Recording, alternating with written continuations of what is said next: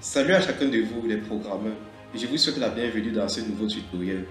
Je vous recommande de suivre ce tutoriel jusqu'à la fin car nous allons faire un petit projet très simple et aussi instructif pour comprendre l'utilisation des structures conditionnelles dans le langage des microcontrôleurs et qui plus la manipulation des registres dans les programmes en assembleur. En bref, nous allons réaliser dans ce tutoriel un compteur d'interrupteurs fermé que nous allons ensuite afficher sur un afficheur 7 segments. L'afficheur affichera ainsi en permanence le nombre d'interrupteurs enclenchés dans un circuit. Avant de commencer ce projet plutôt compréhensible, je vous invite déjà à vous abonner à la chaîne si ce n'est pas encore fait et à activer la cloche pour recevoir les notifications sur les prochains tutoriels. Maintenant que cela est fait, on y va.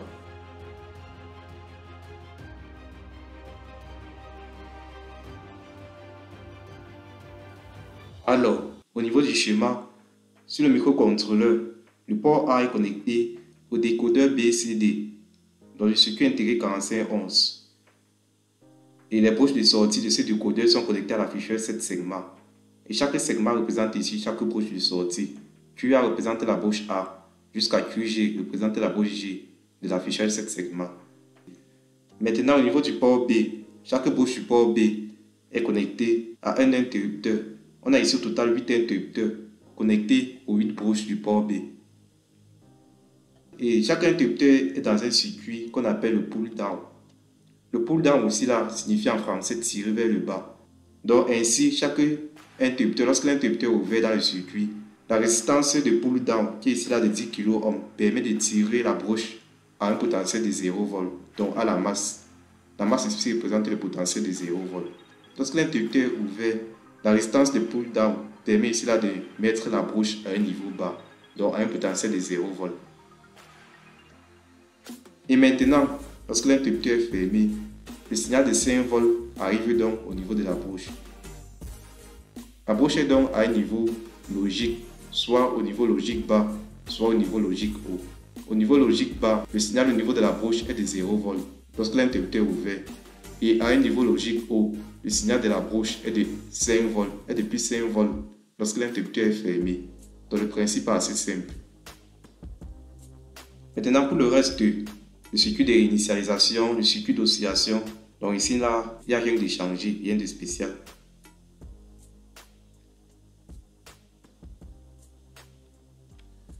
Maintenant, reste représente ici un registre qui contient en permanence la valeur du nombre d'interrupteurs fermés. Donc c'est un registre ici là qui compte, c'est en quelque sorte un compteur qui compte le nombre d'interrupteurs fermés et stocke cette valeur dans son contenu. Donc le registre là contient en permanence le nombre d'interrupteurs fermés. Maintenant le principe est de tester chaque broche du port B, puisque ce sont les broches auxquelles sont connectés les interrupteurs. Donc tester dans chaque broche du port B. Lorsque la broche est au niveau haut, ça veut dire que l'interrupteur est fermé, comme d'abord j'ai expliqué. Et lorsque la broche est au niveau bas, ça veut dire que l'interrupteur est ouvert. Donc ici on teste d'abord RB0 qui représente la broche numéro 0 du port B. On teste RB0. Si sa valeur donne 0, on teste RB1. Si sa valeur donne 0, on teste RB2 jusqu'à RB7. Maintenant, si on teste RB0 et que sa valeur ne donne pas 0, ça veut dire que sa valeur donne forcément 1. Et si ça donne 1, ça veut dire que l'interrupteur est fermé puisque le signal de 5 V arrive au niveau de la broche. Donc si l'interrupteur doit être fermé, on incrémente RES. Donc RES ici là va s'incrémenter pour dire que j'ai trouvé un interrupteur fermé. Chaque fois qu'on trouve un interrupteur fermé au niveau d'une broche quelconque du port B, RES s'incrémente. Et lorsqu'on a donc fini de tester, lorsqu'on a testé jusqu'à RB7, puisqu'au niveau de RB7, ça veut dire qu'on a testé les autres. Si RB7 égale à 0, on transfère le contenu de RES au niveau du port A. Le port A également c'est un registre. Donc on transfère le contenu de RES qui est aussi un registre au niveau du port A. Donc tel qu'on peut le voir, RES varie donc de combien? RES varie de 0 à 8. Puisqu'il peut avoir 0 interrupteur fermé et il peut avoir 8 interrupteurs fermés. Et lorsqu'on a donc fini de tester tous les interrupteurs, de tester tous les broches du port B, on retourne au début. Au tout début, on reteste encore RB0. Si sa valeur donne 0, on teste RB1. Si sa valeur donne 0, ça veut dire que l'interrupteur est ouvert, donc l'interrupteur n'est pas fermé. On teste une autre broche, et ainsi de suite. Mais si par contre, sa valeur ne donne pas 0, c'est-à-dire sa valeur donne 1, on incrémente donc RES pour dire qu'on a trouvé un interrupteur fermé. Et on part donc tester la prochaine broche, ainsi de suite, ainsi de suite. On effectue donc ces opérations-là en boucle. On est à présent au niveau du code source. Le code source est édité dans le logiciel MPLAB IDE V8.91. Donc tel que vous pouvez le voir, le code est assez court. L'organigramme nous l'a déjà montré. Il est assez court et simple à comprendre. Donc initialement, j'utilise toutes mes instructions pour l'entête, tel que j'ai fait dans les 2 précédents tutoriels. Et maintenant, j'ai déclaré un registre nommé REST, tel que j'ai parlé plus tôt. C'est ce registre qui va stocker le nombre d'interrupteurs fermés, qui va stocker la valeur du nombre d'interrupteurs fermés, qui va jouer le rôle d'un compteur dans notre programme. Avec cette instruction, REST égale 0x0c. Maintenant, à ce niveau, OR0 pour accéder au banc 0 de la RAM. Bit7 file status,5. On met le 5e bit du registre status à l'état haut pour accéder à la première page de mémoire. Maintenant, on transfère 0xFF matrice B, contrairement dans le précédent tutoriel. Dans ce tutoriel particulièrement, le port B est configuré en entrée. Lorsqu'on configure un port en entrée, lors de sa déclaration, matrice B ici représentant le registre du port B, on met 1 à tous les bits du port B pour le configurer en entrée. Maintenant, pour configurer un port en sortie, en l'occurrence ici matrice A pour le port A, on met donc 00 à tous les bits du port A. Ainsi, on configure le port A en sortie à travers son registre qui se nomme matrice A. Et on configure le port B en entrée à travers son registre qui se nomme matrice B, en envoyant bien sûr 0xFF, donc en mettant tous les bits du port B à 1. Et pour le port A, on met tous ces bits plutôt à 0 pour le configurer en sortie.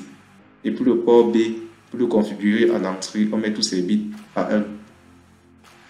Maintenant, BCF status,5, on met dans le 5e bit du registre status à l'état bas pour fermer la première page de mémoire. On a ouvert cette page de mémoire à ce niveau. Maintenant, on ferme ici en bas. Maintenant, on entre dans le code principal, dans le programme principal. Au niveau du programme principal, on commence avec l'étiquette début. Maintenant, initialement, on initialise REST à 0. On met la valeur du contenu de REST à 0. Donc, on considère que 0 interrupteur est fermé initialement. Maintenant, on teste pas à pas les bits du port B, les broches du port B. Port B,0, ici, ça représente RB0. On teste donc si RB0 est à 0. Est-ce que RB0 est à 0? Sinon, on incrémente REST. Si le RB0 n'est pas à 0, forcément il est à 1. Les broches fonctionnent avec les niveaux logiques haut ou les niveaux logiques bas, avec notre circuit pull-down qu'on a fait et dont j'ai expliqué plus tôt. Si donc RB0 n'est pas à 0, ça veut dire qu'il est à 1. Et si on incrémente REST, on teste RB1. Et si lui aussi il est égal à 0, on teste RB2. S'il est égal à 0, on teste RB3. Si RB3 n'est pas égal à 0, on incrémente REST. Mais si lui il est égal à 0, on teste RB4. Ainsi de suite, jusqu'à on teste RB7. Si maintenant RB7 n'est pas égal à 0, ça veut dire qu'il est égal à 1. On incrémente REST. Mais si RB7 est égal à 0, on saute dans cette instruction. Donc on saute l'incrémentation de REST.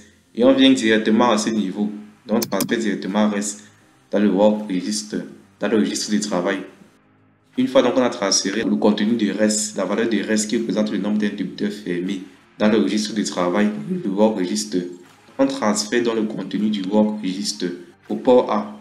Donc ici on transfère dans le contenu là du registre REST au port A en passant par le work register. En transférant dans cette valeur au port A, le décodeur BCD s'est chargé de décoder la valeur qui arrive au niveau du port A pour afficher les segments qui doivent être affichés pour les valeurs qui seront envoyées. On retourne au début et on exécute en boucle ces instructions.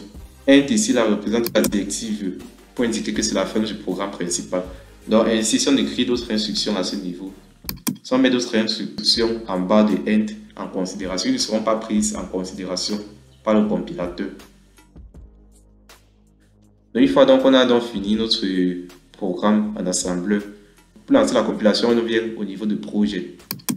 Voilà, on vient à Kick Build et on lance la compilation.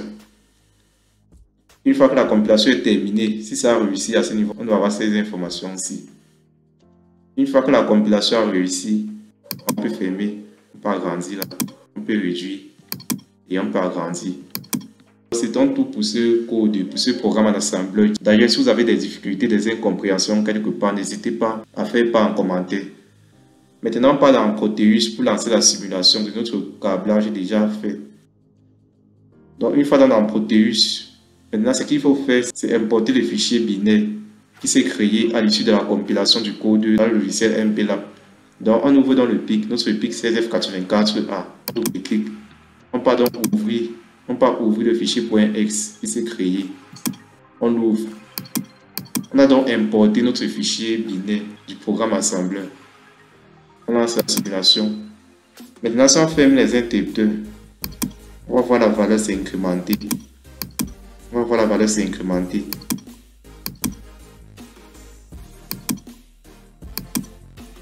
Si on ouvre de nouveau, on va voir la valeur se décrémenter. Si on ferme, ça s'incrémente. Si on ouvre, ça se décrémente. On ouvre, ça se décrémente.